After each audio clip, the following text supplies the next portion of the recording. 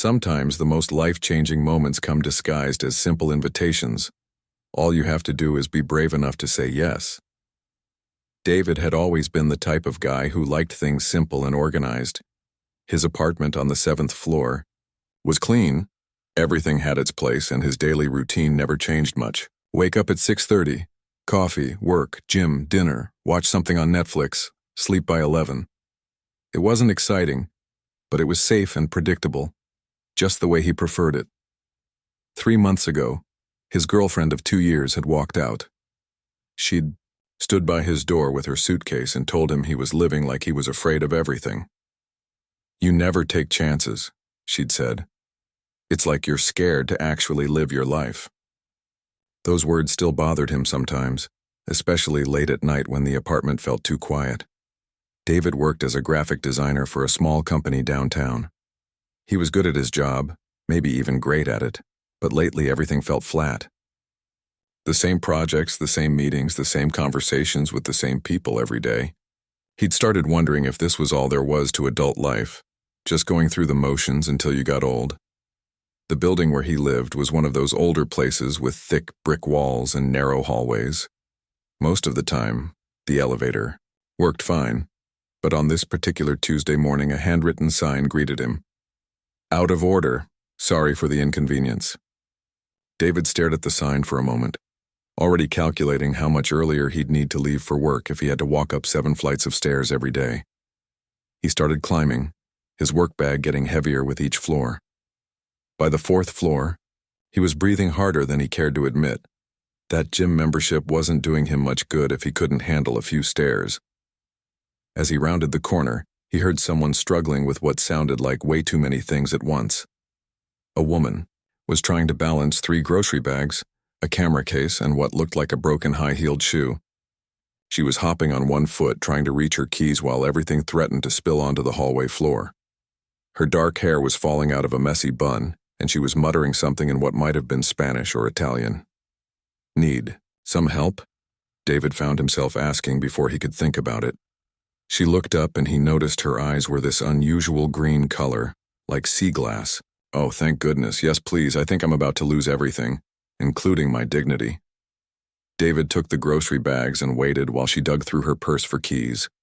Up close, he could see she was around his age, maybe a little younger, with the kind of natural beauty that didn't need much makeup. Her clothes looked comfortable but stylish in a way that suggested she'd traveled to places where people actually cared about fashion.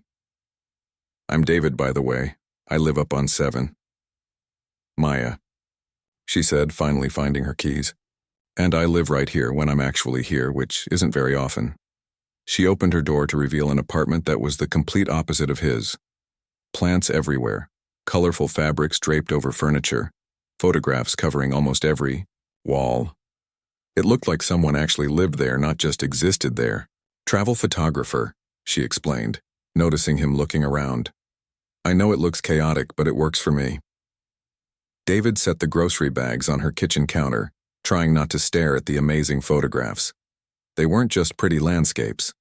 These were pictures of real people doing real things. An old man feeding pigeons in what looked like a European square, children playing in a fountain, a woman laughing while cooking in what was clearly her own kitchen. "These are incredible," he said, and meant it. "Where do you travel to?" "Everywhere I can afford to," Maya laughed. "Just got back from a small village in Greece. 3 weeks of documenting how people there still live the way their grandparents did. No rushing around, no checking phones every 5 minutes. Just living in the moment." Something in her voice made David feel like his own life was missing something important. He couldn't remember the last time he'd done anything, just because it sounded interesting, without worrying about whether it made sense or fit into his schedule. "That sounds amazing," he said, and realized he actually meant it. "You should come by for coffee sometime," Maya said casually. "I make terrible coffee, but I have great stories." David felt that familiar tightness in his chest that came whenever someone suggested doing something unplanned. "Oh, thanks, but I'm pretty swamped with work these days, big project and all." It wasn't entirely a lie. He did have projects, but the real truth was that Maya seemed like the kind of person who might expect him to be interesting, and he'd forgotten how to do that somewhere along the way. "Sure," I understand, she said, but her smile dimmed just a little. Well, thanks for the help with the groceries. David climbed the remaining 3 flights to his apartment, but he couldn't stop thinking about those photographs. Each one told a story about people who seemed comfortable in their own skin, who looked like they belonged exactly where they were. That evening, as he sat in his perfectly organized living room with his dinner for one, he could hear Maya moving around downstairs. Music was playing, something with guitars and a woman singing in a language he didn't recognize. Later, he heard her voice mixed with other voices, and he realized she was video chatting with someone. He found himself listening to her laugh, a sound that was warm and genuine and made him remember that people actually enjoyed their lives sometimes. She was speaking in English now, then switching to what sounded like Spanish, then something else entirely. How did someone learn to speak so many languages? How did someone become brave enough to travel to places where they didn't know anyone? David lay in bed that night staring at the ceiling, thinking about the difference between being safe and being alive. For 3 years, he'd lived in this building without really talking to any of his neighbors. He'd convinced himself that was normal, that keeping to himself was just being mature and focused. But listening to Maya's laughter through the thin walls, he wondered when he'd started thinking that having a quiet, predictable life was the same thing as having a good life. His ex-girlfriend's words came back to him. You're scared to actually live. Maybe she'd been right about more than he wanted to admit. He could hear Maya saying goodnight to whoever she'd been talking to, her voice getting softer as she settled in for the night. David realized he'd been holding his breath, listening to the sounds of someone who seemed to actually enjoy being alive. Tomorrow, he decided he'd take the stairs again, even if the elevator was working. Maybe he'd run into Maya. Maybe he'd be brave enough to say more than just hello. Maybe he'd ask about those photographs, or about Greece, or about what it felt like to live somewhere new every few months. But even as he made these plans, David knew he'd probably chicken out. He'd probably take the elevator if it was working, hurry past Maya's door if he saw her in the hallway, and find some excuse to avoid any conversation that might lead to actually having to be interesting. Still, for the first time in months, he fell asleep thinking about possibilities instead of just routines. 3 weeks had passed since David helped Maya with her groceries, and he'd managed to avoid any real conversation with her. He'd seen her a few times in the hallway, always rushing somewhere with that camera bag slung over her shoulder.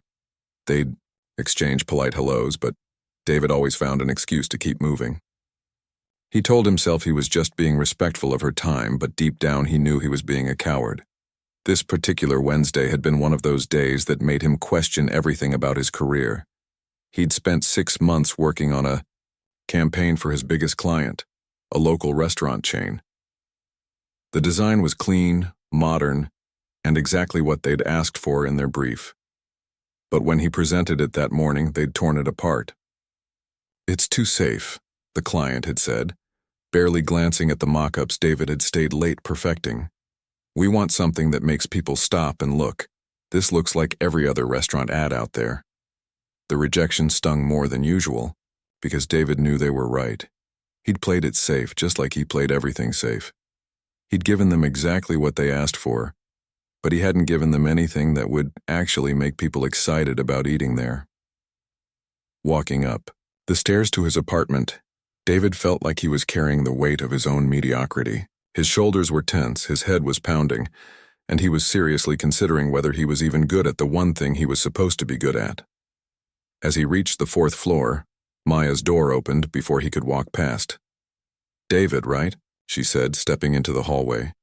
She was wearing paint-splattered jeans and an old t-shirt, her hair tied back in a messy ponytail. Somehow she looked more beautiful than when he'd first met her all dressed up. Yeah, hi Maya, he said, fumbling with his keys and hoping she wouldn't notice how defeated he probably looked. You look like you've had the kind of day that requires either chocolate or alcohol, she said with a smile that was both sympathetic and amused, or maybe both. David couldn't help but smile back even though he felt terrible. Is it that obvious? I'm a photographer. I notice faces, she said. Plus, I just heard you sighing in the hallway, and it was the kind of sigh that says someone's questioning all their life choices. Before David could make some excuse and escape to his apartment, Maya was already talking again. I'm actually hanging photos for a new exhibition, and I could really use someone tall to help me reach the high spots. Want to come in? I promise I'll feed you dinner in exchange for labor. Something about her casual invitation, or maybe just the fact that his apartment felt too small for his current mood, made David say yes before he could think about all the reasons he should say no. Maya's apartment looked different than it had 3 weeks ago. The photographs on the walls had been replaced with new ones, and there were prints scattered across every surface. Some were still wet from developing, filling the air with that chemical smell that reminded David of his high school photography class. What's the exhibition about? David asked, picking up one of the photos. It showed an elderly couple sitting on a park bench, their hands intertwined, both of them looking off in the same direction like they were watching something wonderful. Authentic moments, Maya said, climbing onto a chair to hang a picture of children playing in what looked like a fountain in Italy. I've been thinking about how most people spend so much time posing for photos that they forget to actually live the moments worth photographing. She handed him a photo of a man standing at the edge of a cliff, his arms spread wide like he was about to fly. This guy was terrified of heights, but he climbed up there anyway because his daughter dared him to. Look at his face. That's what courage looks like. David studied the photo. The man's expression was a mixture of terror and joy, like he couldn't believe he'd actually done it. How do you capture moments like this? You have to be patient, Maya said, stepping down from the chair. And you have to be ready for the real stuff, not the pose stuff. Most of life happens in between the moments people think are worth documenting. As they worked together hanging photos, David found himself telling Maya about his terrible day. At first, he tried to make it sound like no big deal, but Maya had a way of listening that made him want to be more honest. They said my work was too safe, he admitted, holding a photo while she adjusted the frame. And the worst part is, they're right. I used to have ideas that were actually creative, but somewhere along the way, I started only doing what I knew would get approved. What happened to the creative ideas? Maya asked. David thought about it while they moved to the next wall. I guess I got tired of them getting rejected. It's easier to give people what they expect than to risk them not liking what you actually want to create. Maya stopped hanging photos and looked at him directly. That's the saddest thing I've heard all week. Thanks, David said dryly. That makes me feel much better. No, I'm serious, Maya said. Do you know how rare it is to meet someone who actually had creative dreams? Most people never even try. The fact that you're disappointed means you still care about doing something that matters. She pulled out her phone and showed him a photo from her recent trip to Greece. It was a picture of a fisherman mending nets, his weathered hands working, with practiced skill while the morning light made everything golden. This guy has been doing the same job for 40 years, Maya said. But he told me that every morning when he goes out on the water, he still hopes he'll see something he's never seen before. He hasn't given up on being surprised by his own life. David stared at the photo, feeling something shift inside his chest. How do you know all this stuff about people? I ask them questions, Maya said simply, and I listen to the answers. You'd be amazed what people will tell you if you actually want to hear it. They ordered Thai food and spread the photographs out on Maya's living room floor, talking about each one. Maya told him the stories behind the images. The couple who'd been married 60 years and still held hands everywhere they went. The street musician in Barcelona, who played the same corner every day because it's where he'd met his wife 20 years ago. The little girl in Morocco who'd insisted on showing Maya her favorite hiding spot in the market.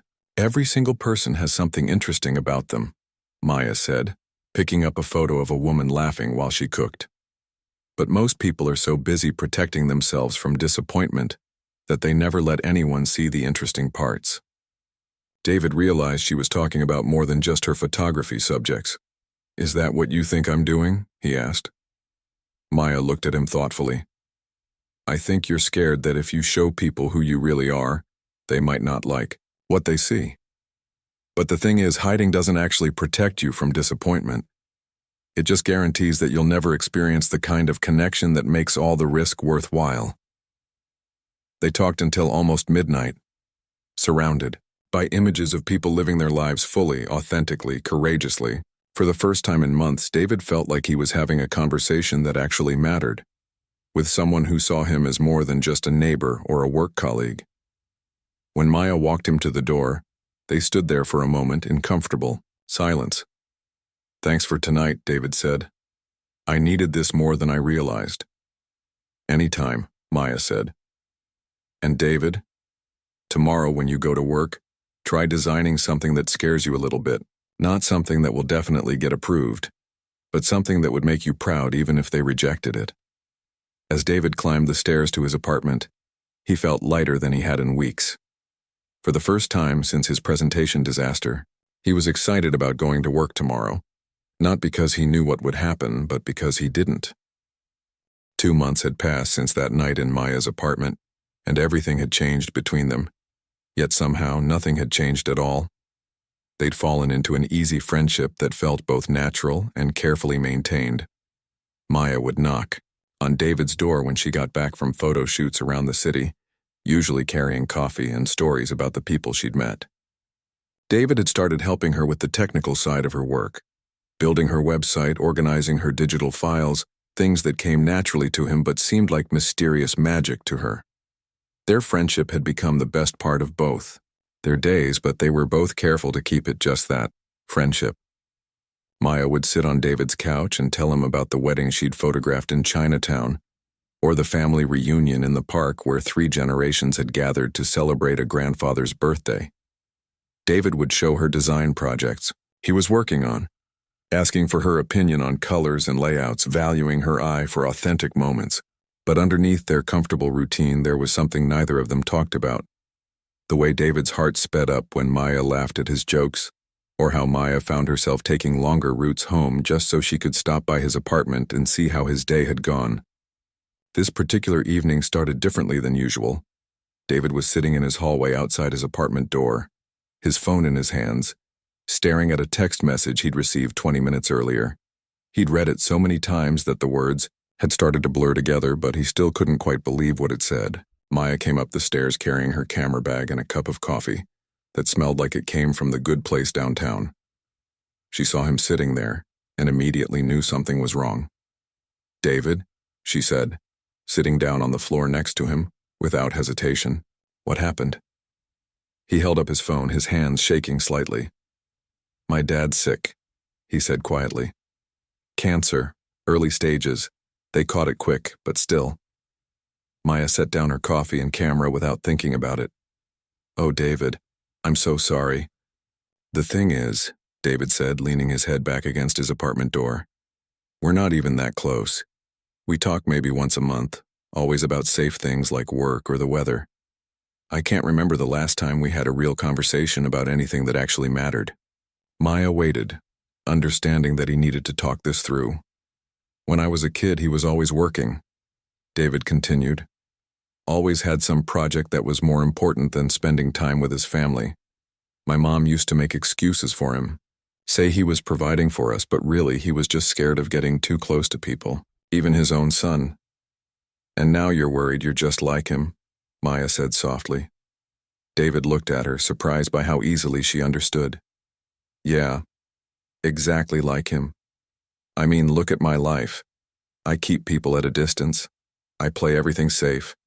I choose work over relationships, even with you."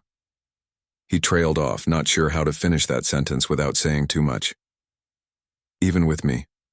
"What?" Maya asked. David was quiet for a long moment, staring at his hands. "Even with you, I've been careful. Making sure we stay friends, making sure neither of us expects too much, making sure I don't mess up the one good thing in my life by wanting more than I should."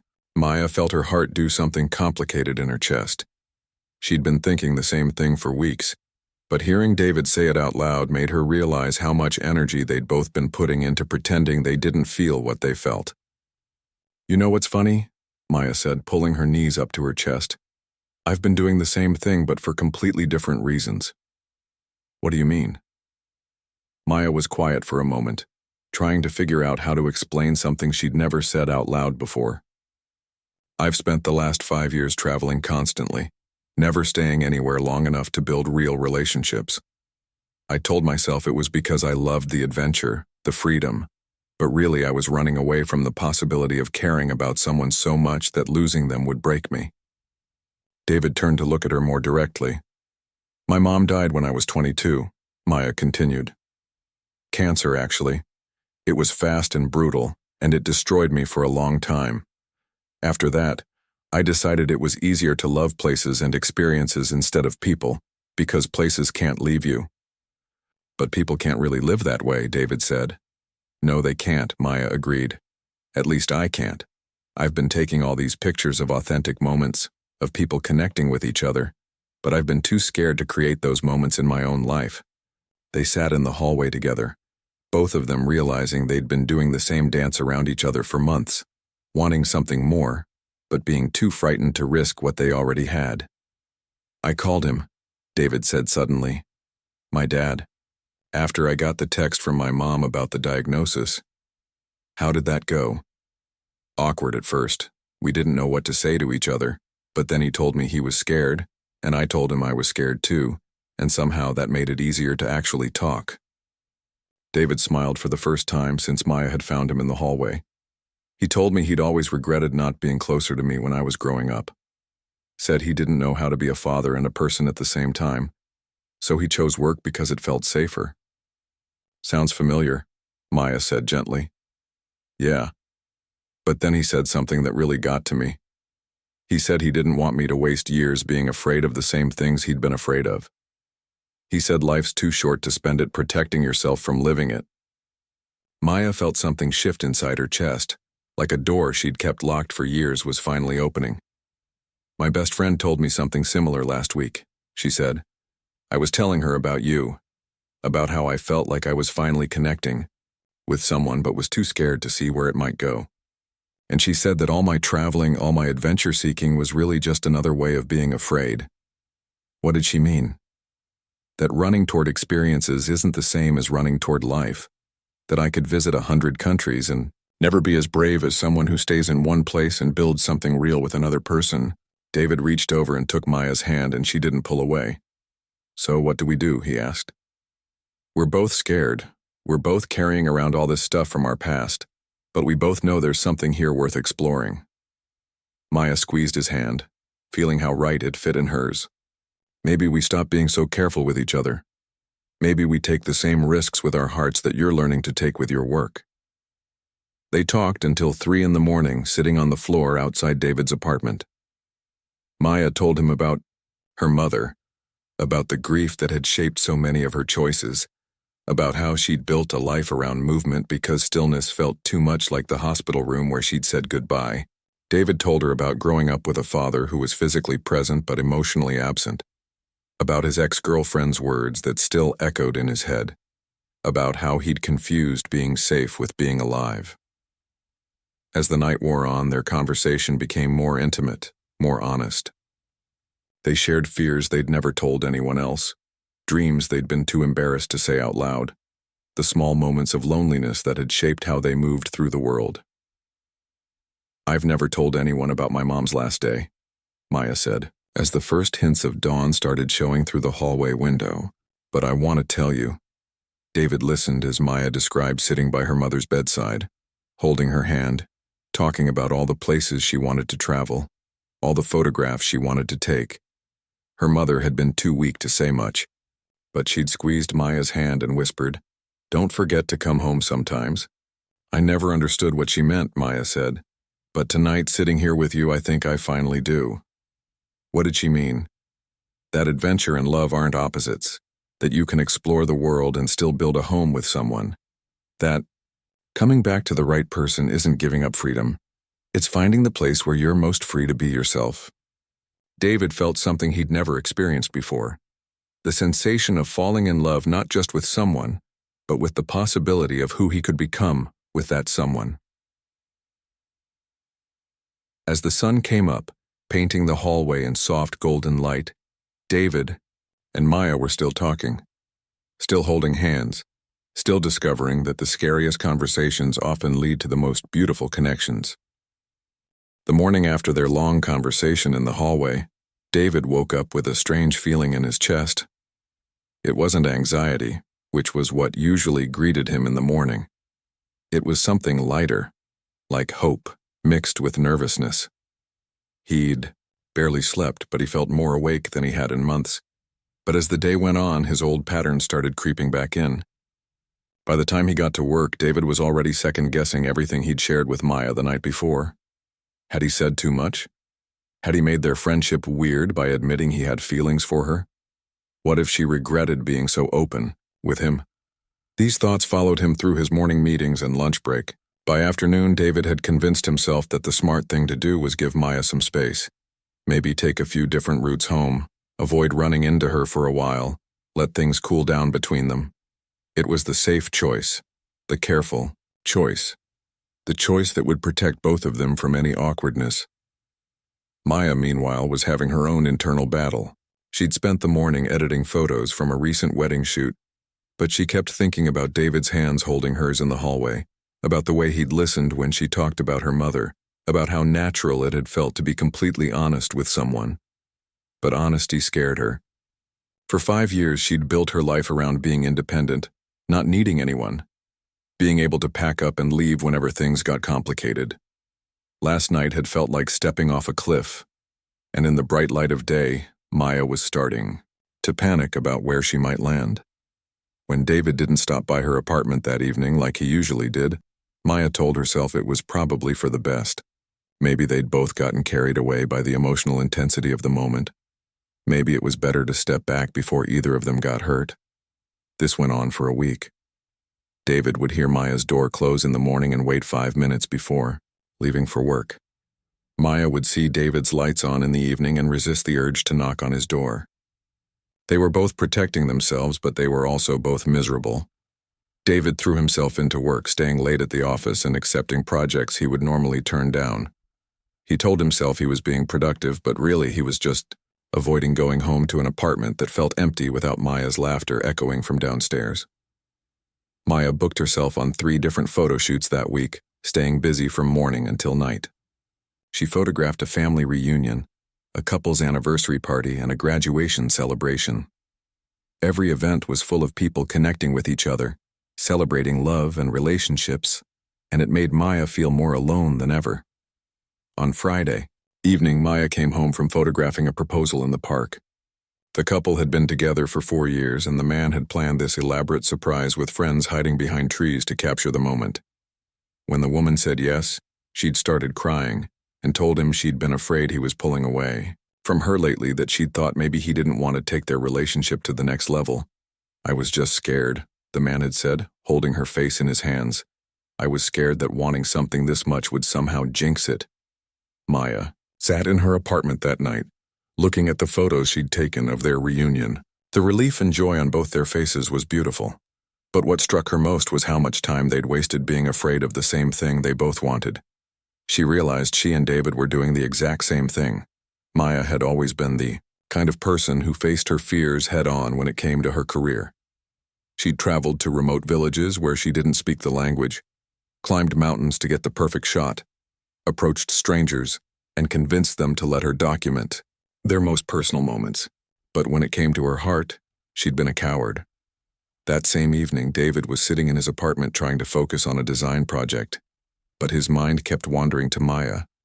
He'd heard her come home earlier, heard her moving around downstairs, and every instinct told him to go knock on her door. But every time he started to get up, his fears talked him out of it.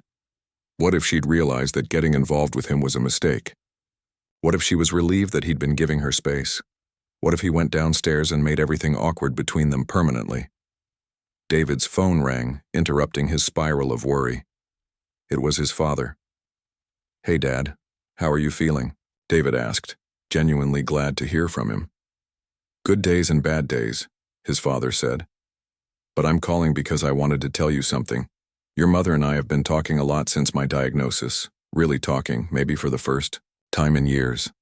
"That's good, Dad." "It is good.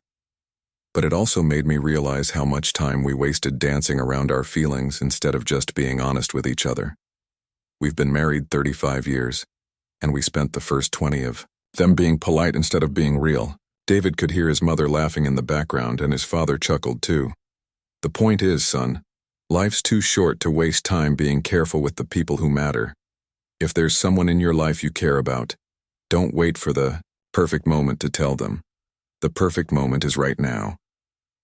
After they hung up, David sat in his apartment thinking about his father's words. Here was a man facing a serious illness, and instead of being bitter or scared, he was using his experience to help his son avoid making the same mistakes he'd made. David looked at his phone, thinking about texting Maya, but that felt too small for what he wanted to say. He could go downstairs and knock on her door, but what if she was busy or tired or just not in the mood for a heavy conversation? Then he remembered something Maya had told him weeks ago about her photography. The best shots happen when you stop waiting for the perfect conditions and start working with whatever conditions you have. Downstairs, Maya was going through the same internal debate. She'd picked up her phone to text David at least 10 times, but couldn't figure out what to say. Hey, I miss you, felt too vulnerable. Want to hang out? Felt too casual for what she was actually feeling. She was looking through the photos from the proposal again when she heard footsteps in the hallway. Slow, hesitant footsteps that stopped right outside her door. Maya held her breath, hoping it was David, but afraid to hope too much. The footsteps started again, moving away from her door, and Maya felt her heart sink. But then they stopped, and she heard them coming back. This happened 3 times. Footsteps, approaching her door, pausing, moving away, then returning. Maya couldn't stand it anymore. She opened her door just as David was raising his hand to knock. They stood there for a moment, both looking surprised and relieved and nervous all at once. David started. I know, Maya said. I've been doing the same thing for the past hour. We're both terrible at this, David said, and Maya laughed despite her nerves. The worst, she agreed. Come in. We need to talk about how bad we are at not being scared. As David stepped into Maya's apartment, both of them felt that familiar flutter of possibility mixed with fear. But this time, instead of running from the fear, they were ready to walk through it together. David and Maya sat on her couch, both of them aware that this conversation would either bring them closer together or create a distance between them that might never be bridged. The apartment felt different tonight, not because anything had changed physically, but because they both knew they couldn't keep pretending they were just friends. I've been thinking about what you said, Maya began, tucking her legs under her.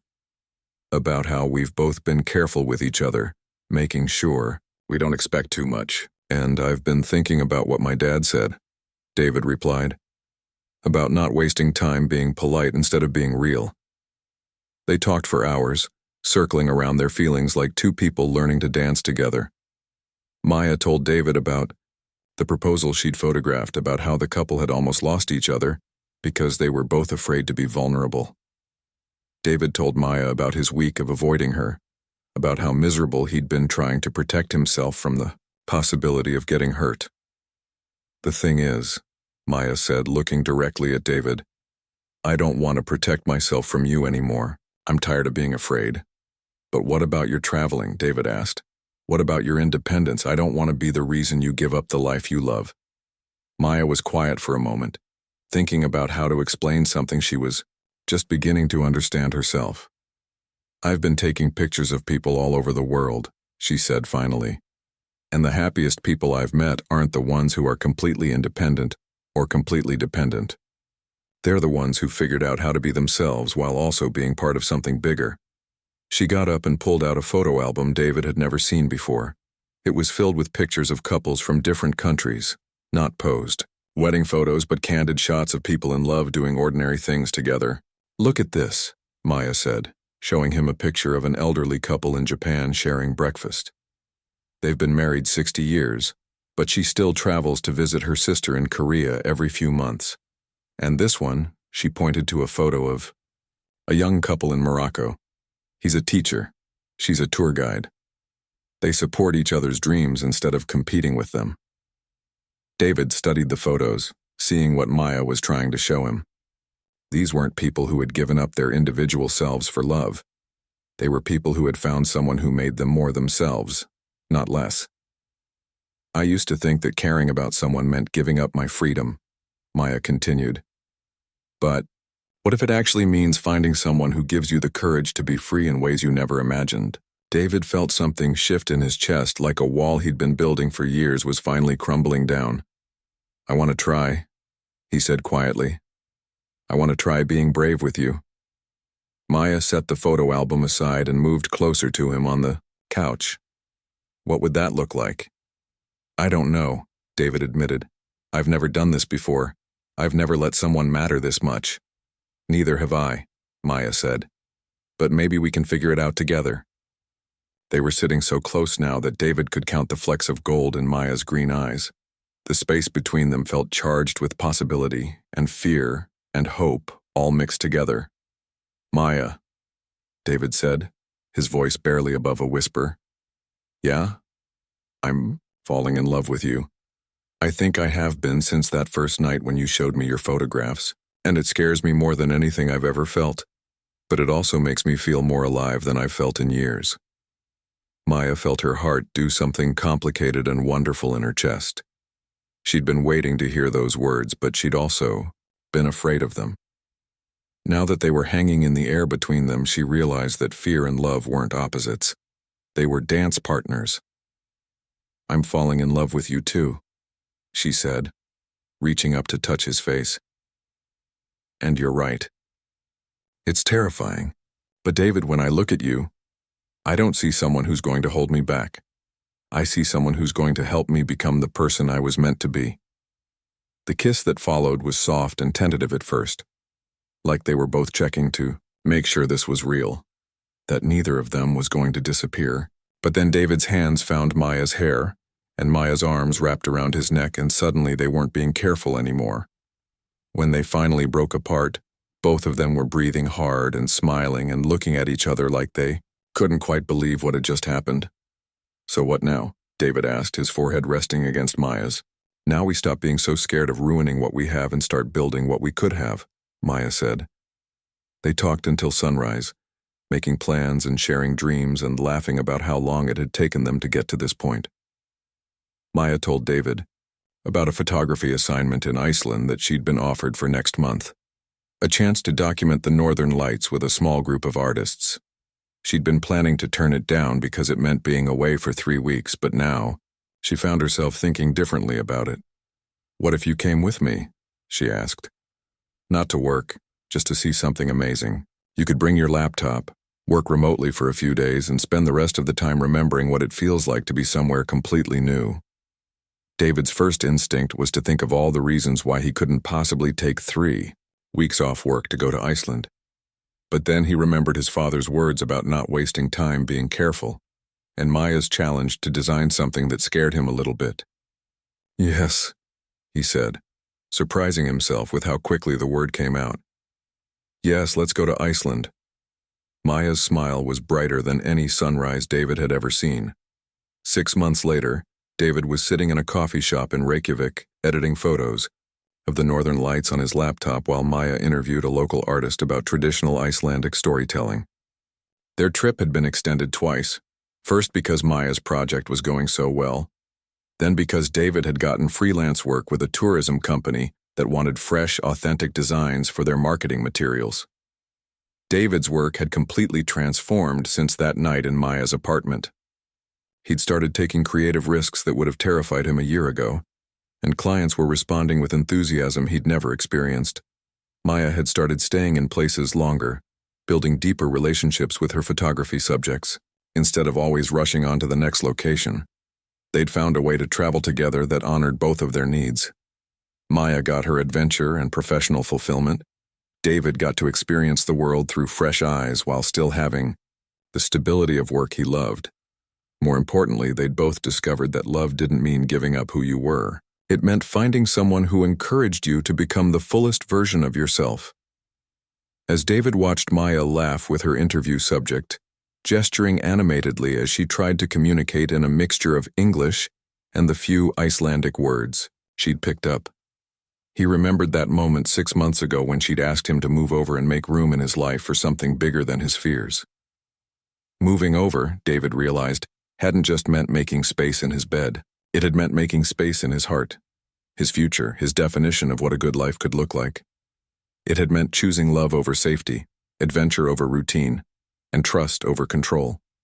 And sitting in that coffee shop, watching the woman he loved do what she did best while he did what he did best, David understood that sometimes the most profound changes in our lives come disguised as simple invitations. All you have to do is be brave enough to say yes.